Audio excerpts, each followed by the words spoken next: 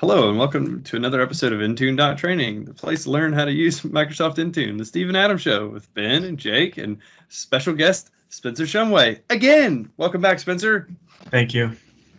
So Spencer, just in case people don't watch the first video, which you should really stop and go watch the first video, but in case they don't, reintroduce yourself for us and then tell us what we're here to talk about today. Yep, my name's Spencer Shumway. I'm the reporting PM for Intune. Before reporting, I worked on Autopilot and then moved into the reporting space, so kind of have a bit of a Windows background and now reporting. And yeah, just excited to talk about all the stuff that we've been working on and try and make sure that we help all the customers do the right thing and the easy thing and the good thing for reports. Excellent. So yeah. in our first video with Spencer, we did a kind of a high-level overview of what reporting is within Intune, the various ways to do reporting, and kind of the roadmap of the new things coming and the new framework that is being built out for reporting.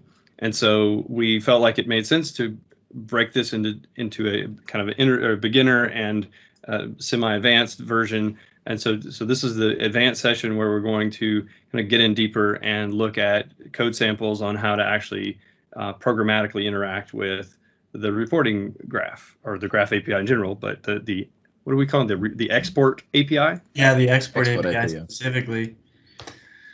Yeah. So let's dive in then. I just want to show and make sure that folks understand kind of what I'm talking about when I say the export API, because I've been saying it a lot and probably sound like a broken record, but I have a doc here that we published probably about 6 months ago to explain what the export API is and kind of why it's a little bit different. So this is the top level API. Any report that is on our new infrastructure and that is going to be on export is going to be called from this API. So this is different than in the past where you would go to your managed devices API or your device config API, and each of them would kind of have a different endpoint. That's kind of going forward not going to be the case. We're going to have this singular endpoint where all of your data comes out of, and it's the same way to call it and the same format of the data. So again, this is the top level API.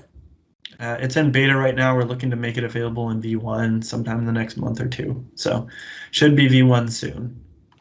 And yeah, we can just kind of look through the docs here really quick, but I know a lot of you don't like to read docs, so I'll just read them for you here. But this is what a request looks like.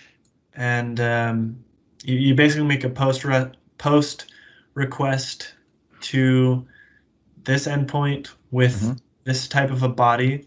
And the key thing that you're really going to need to focus in on is this report name parameter.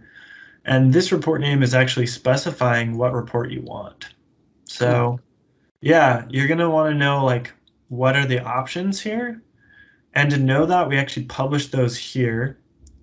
But yeah, so this one's calling the devices API, and then we've got some filter options, we've got some localization options, and then some select. So a filter it's just a string which is gonna basically use the non-localized value to filter on a column. And we can talk about localization a little bit more down below. This localization type is actually kind of relevant to the filter in that we can specify what type of data you want to get back from the export. Okay.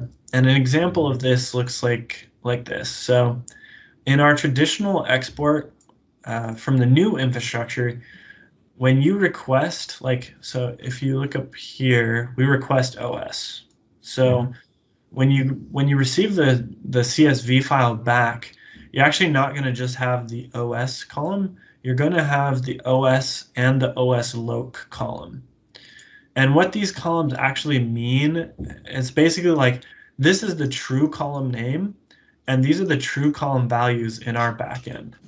And anytime you're interacting with the API, like using a filter, you're actually going to need to use these non-localized or enum values. You can think of them as like these are the dev strings. These are the things we perform logic on. And then we also have the localized strings, which are the human-friendly, readable things that let you understand what's actually supposed to be represented here. So we give you the friendly information in a separate column. And we did that for a few reasons.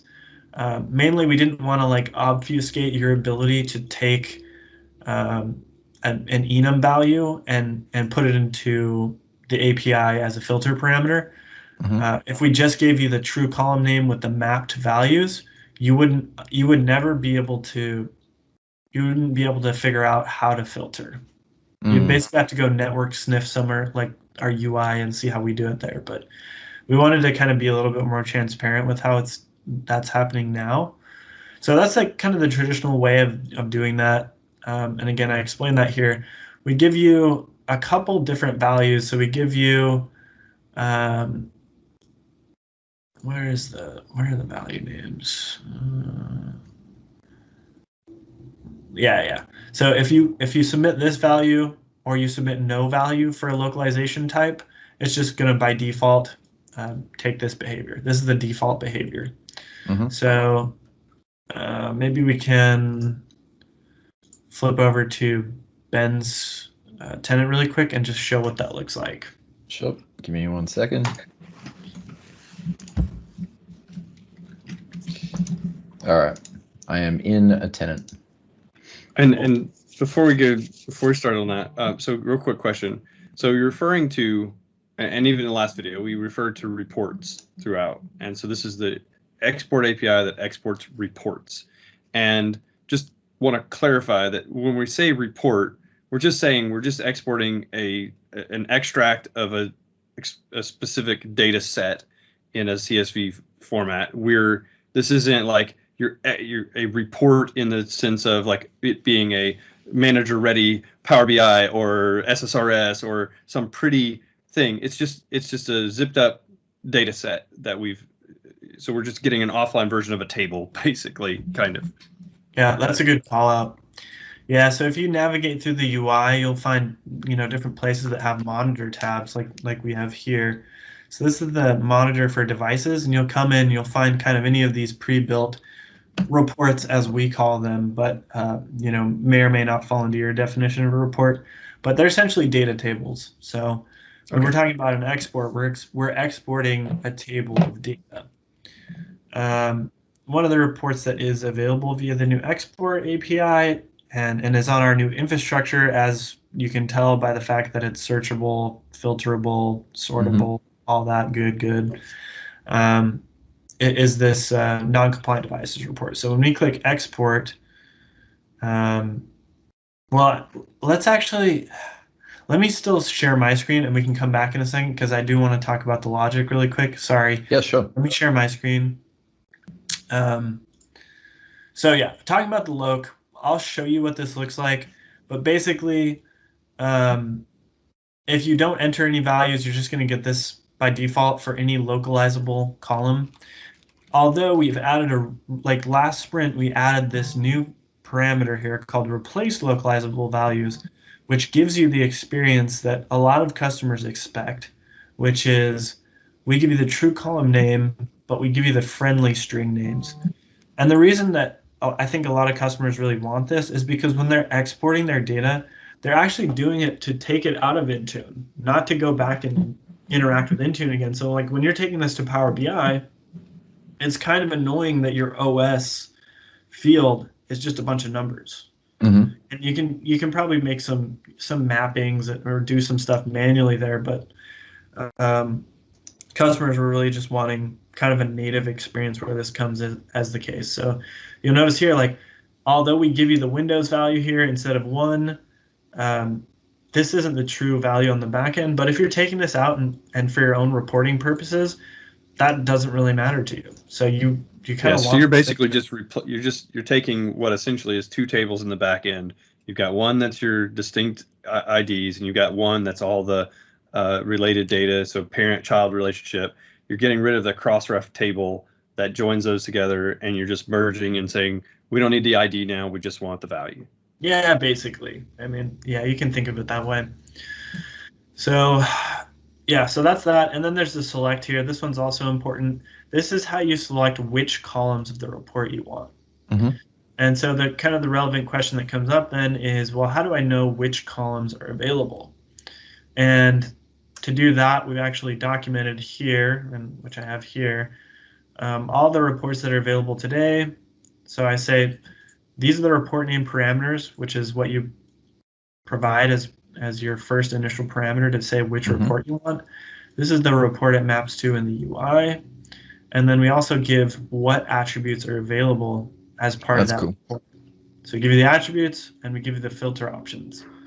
Not all columns are filterable, so that's why we do kind of spell out where we can which ones are available. Can you get this data from the API, or is it's just from the document? Yeah, you can't get it from the API today, which is, I know, annoying. It's just the document right now. Can you do select star, or do you have to be explicit? Yeah, you can't. Well, technically you can, but we don't recommend it. We tell people that you should select specific columns, because it's possible defaults could change, and if that happens, your automation can break. So and that's good practice across the board. I mean, I do that in SQL now. I rarely do star anymore. I explicit every time. Exactly. Yeah, so we recommend just make your selections. You can technically leave this blank, but make a selection. And so when you make this post request, and I'll walk through this, you'll then receive a response that looks like this. And it's going to come in saying which API you call, and it's going to give you an ID. This ID is really key because that's what you're then going to pull, essentially, until it finishes the report export. So the URL is, after you make the initial post, receive this return, you take the ID that you're given and you just do a get on this URL until the status changes to completed. Yep. So you'll see as you're pulling, status not started or status in progress, and that can go on for a couple minutes. So you're probably going to want to pull, once every couple seconds, once every 5-10 seconds, whatever. Yep. Once it's complete, you're actually provided with a URL, which is direct access to this blob storage we've created on your behalf, which contains the compressed CSV file. Okay. Yeah. And this file will be there for, I don't know, I think 24 hours we hold it for you, but after 24 hours we just abolish it. But yeah, so then basically what we do is, I've got a script that I'll show you later, or the UI, what it does is it just downloads, just calls the URL and just immediately downloads the file. Sweet. And so, yeah, so you're given a compressed CSV, which is kind of a universal file format. You can plug it directly into Power BI, or store it somewhere, read it wherever you want. But customers are a little frustrated with kind of the manual, like, okay, well, I've got the CSV, or like, hey, maybe I didn't even want to download a CSV to my device. What are some of the other options? And we can talk about that too, but kind of just the initial flow is this is how it works. So let me show you then an example here of how this logic actually plays out. I think we need, let me just make sure that okay, it used to, like, when I changed from beta to V1, it would just wipe out my URL, but it seems like it's not going to do that. Cool. So yeah, let's run this query. So we're calling the export jobs API, and it's in beta right now, and we're giving we want the device non-compliance report. Okay, we don't want any filters, but these are the columns we want. Ignore that for now, it's not relevant. And you'll see that we get a response. How do I expand this? Just like what I explained. So we've got an ID of the report request that we've generated, and we have the status, which is important. So we see that it's not started. Well, let's figure out what's happened since I generated the request. Come here, and again, we're calling the same API. The only difference is that we append the device, the report ID And that comes with the parentheses, single colon, and then the report ID and a GET call. And we just query this URL. And we can see that it's in progress. And we wait a couple seconds. And we probably would, I don't know how many devices you have, but it could take a decent amount of time depending. And yeah, we see that it's completed. So once it's completed, I can take the URL.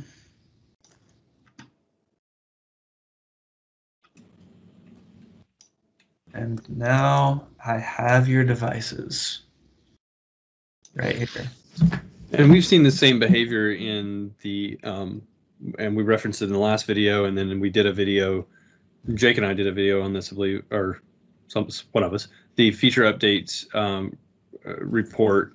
And so there's a button that says generate report. You set your filters and you generate report, and then you wait, and then it loads it, and that's all within the UI. So this is essentially what you've just done. Same functionality, just you've got a UI that you're doing it in on the web, or here for the demo purpose, you're doing it through the Graph Explorer, but you would really be doing this programmatically on the back end.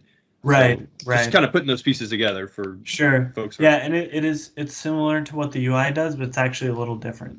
So the UI actually doesn't use this URL unless they're doing an export as well. So the UI isn't rendered using this URL, and so we don't recommend that people try and imitate what the UI does. We recommend they use this URL instead, basically. Sure.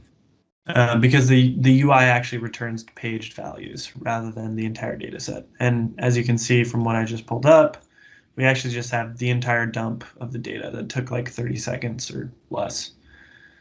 So good. Yeah, so that's kind of the logic. Now let's flip back over to the tenant so I can kind of just show you that in action maybe. Yep. Can you Sure share your can. screen again? And Spencer, as we go through this, so we have, and I'm sure you're aware of this. There's a advertised way to, if you want to know what Graph is doing, or what the console's doing in Graph, turn on developer tools and watch the URLs there, and you can get the Graph URLs. So what you just said about using the reporting in the console is that potentially the URL that's being displayed there might not be the one that we would want to use if we're trying to mimic what we've been doing to find out what those Graph URLs are. Yeah, that's what I'm saying. But the URL, like when I click export here, this URL is what you'll want to mimic. Yeah.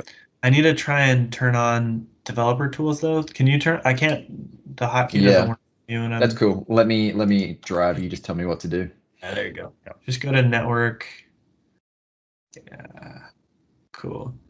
All right. So we're gonna watch how this plays out. Yep.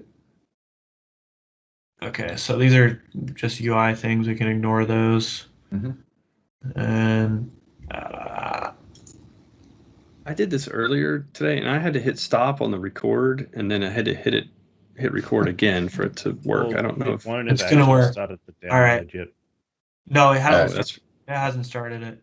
So the old way actually would start when you hit this button. It would just immediately start. And I don't know if that was like they're trying to get some performance savings because it took but long. But we don't actually start until you tell us that you want it. So when you click this, you'll see that we actually made the exact same set of orchestrated calls that I just walked you through. I can't really read this super good though, so. It's all good. So we'll zoom it in for us if you can. Let me see what I can do here. I'm gonna make this. Hold up. I got this. Okay. I got this. I'm not trying to touch anything. Oh, it went away. Oh, there we go. It's here. Nice. Why can't I make this full screen? Because you hit not quite right, but anyway. Not quite right, but anyway. All right, there we go.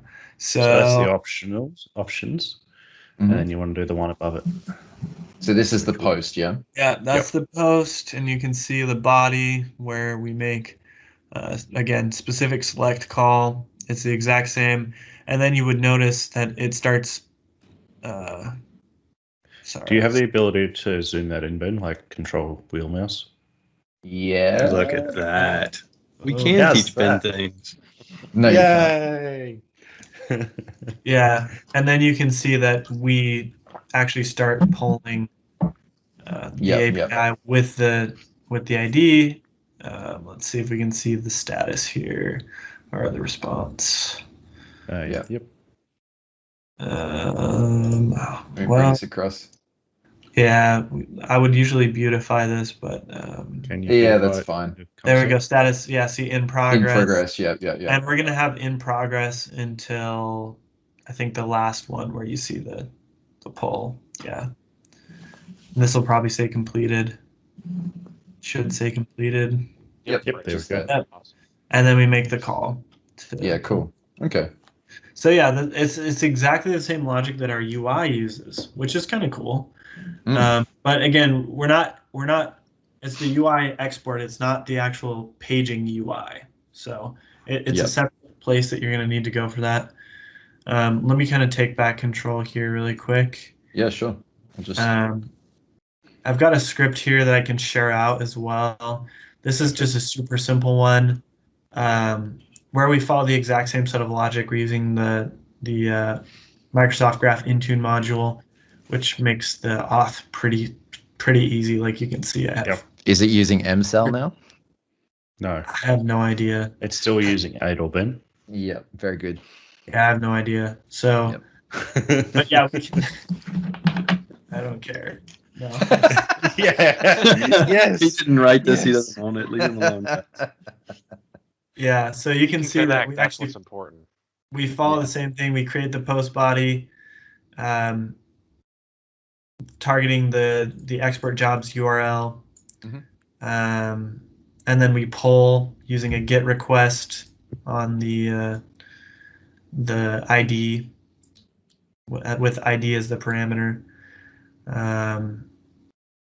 Oh, this is actually going to pull my data, which will take a lot longer because we have a lot more. Feel free to just cancel it. Well, it'll just flow out. But yeah, you can see again, basically we're sitting here on this loop until we see that it's no longer in progress. And then we say, okay, if it's completed, let's write out the file. And we're in this directory actually. So you'll see that the script is here. I don't know how long it'll take. We might have to come back in a sec. That's cool. But what we can see is it goes through and we're hitting the endpoint, which then returns the ID, which we then interrogate until it's completed and download the file. Exactly. Which is pretty awesome. Yeah, I think we're beating a dead horse here at this point, but you get the point. So yeah, now it's done. It's already done. Yeah. That's pretty cool. So the file's there. So it's a compressed zipped folder, and I don't know if it'll let me drill in. Yeah, it's not because it's still downloading. It's still writing. Anyways, so that's it. And this script is super simple. So I can share this out for anyone who wants to kind of get started on some automation around this. The difficulties though that we have, and I think that I mentioned this a little bit earlier, and a lot of customers bring this up, is look, it's nice that you have a script that can do this for me, but what do I do with it once it's just sitting on my desktop, or sitting on whatever server I had this code running from, or even, more advanced, like, well, I don't want to enter my user credentials when I run this script because the script is basically just a user credential. Like I actually have to enter my credentials if I wasn't already authenticated. Which isn't super extensible for like a highly automated process. It's the other question that I put to you, Spencer, is how do I hit my own endpoint so I can go and pull additional data out of Graph with one ID rather than all of them? And Ben's got his hand up there. I do. I have a question. So you were just talking about how at the moment you're, in that demo script, you're authenticating using your credentials. Does the new reporting API have a new API permission that we need to set up so that we could potentially do this as application, sort of programmatic with using an app ID and a client secret? Yeah. So I'm not sure of the exact permissions. I can't remember off the top of my head, but yeah, you can do it with the application ID. So okay. I don't know what the exact permission that you need to configure. Yeah. What I'll quickly do is share my screen because I got the cool. API UI. Nice. I think it was the question was just more around like, is there a new permission that we need to set up? So here's the permissions that are available today, which is device management config. Okay, so no. The answer is manage no. Devices. Exactly. Yeah, no. It's basically it kind of works within the scope of what we already have generally. So yeah, manage devices, read all. Yeah. Okay, that's fine. Yeah. So yeah, if you've got managed devices, yeah. Fine, so yeah, okay, that's cool. Yeah. So yeah, that kind of goes though into the next kind of like bucket, which is like, well, how do I get it to work with app only auth, or how do I get it to, go somewhere else besides what's just on my computer? Because that's kind of like, to this point, we've been like, well, we've given you the file in a simple format, and you do whatever you want with it. We haven't offered a lot. I mean, we've given the script out as well, but we haven't given customers kind of like a really strong direction of like how they would kind of build a data warehousing solution around that. And so I've been like looking at that recently because, like I've been heads down on like actually migrating reports as well and making the UI work, but I'm also heads down on trying to make sure the export works and the log analytics works and all the stories fit. And so just juggling a lot, but trying to make sure that the story makes sense all around. And so as part of that, I actually came across some of our field consultants at Microsoft who've put together like this really awesome GitHub where they kind of tie all of this together with Azure automation, the scripting piece, a storage account, which actually ends up storing the data, and then the Power BI integration. So I think it's kind of like it's like a really good way that they round this out. So I'm actually going to share this with all of you.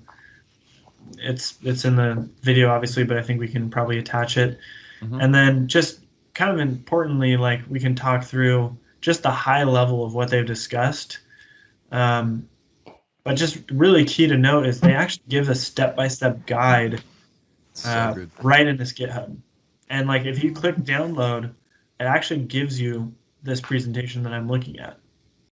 And again, like I just barely found this, so I haven't had time to set up any of this stuff. So yeah, Carly, Pratik, Ray, really smart, really good. But yeah, if we just walk through, like it basically goes through that high level design that I talked about, which if you implement this whole thing end to end, you've got a pretty solid kind of a data warehousing or business intelligence pipeline that's very automated, and it's pretty cheap. So storage accounts, storing data in a storage account is super cheap. Yep. Way cheaper than log analytics. And then log analytics will be a little easier. You can kind of skip all this because we just do it for you. But there's actually some advantages to doing this that over log analytics as well. So yeah, so basically you're going to be doing some app registration, so you can do app only auth, resource group stuff. I don't really want to walk through this whole deck because again, I haven't set it up myself, so I can't really speak to it. But essentially using we'll try to either go through the deck and demo it for you at some other point, but at least share this out in the description here, and we'll see what we can do to possibly go deeper into this. But yeah, we definitely, so there's value there, definitely.